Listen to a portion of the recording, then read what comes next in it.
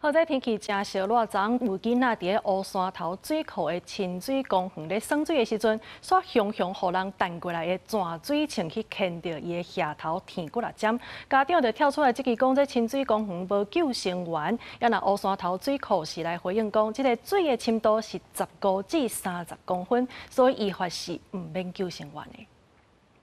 头毛变开，正边下头有一个伤痕，互家长真毋甘。无清楚是哪清水公园会落水枪落来击到囡仔下头，互伊舔几落针。因为我们在装那个水降水，然后一抬头，我女儿的那个头就已经头破血，其他家长是看到那个小男生打到人就绕跑。蔡小姐讲，礼拜六下晡带囡仔去乌山头清水公园佚佗，5岁大查某囝熊熊蒙头化疼，有人看到别个家长叫囡仔为悬悬的所在弹水枪落来水池啊，不过伊着急甲囡仔送医，无时间确认。除了报案，敢来当地面册大门找人。啊，不过伊嘛质疑现场无救生员，工作人员的态度佫无好。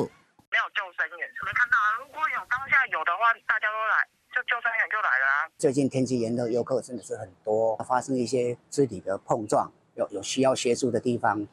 就麻烦各位马上跟我们现场的工作人员做一个反应。主管机关根据民众提供的时间调阅监视器，拢无找到可疑的对象，甚至民众质疑无救生员这件代志。乌山头水库风景区分处是回应，现场是15至30公分深的清水公园，依法无需要配置救生员。暗公园区内有3至4个安全巡护人员伫巡，若是有突发状况还是需求，会当随时请求协助。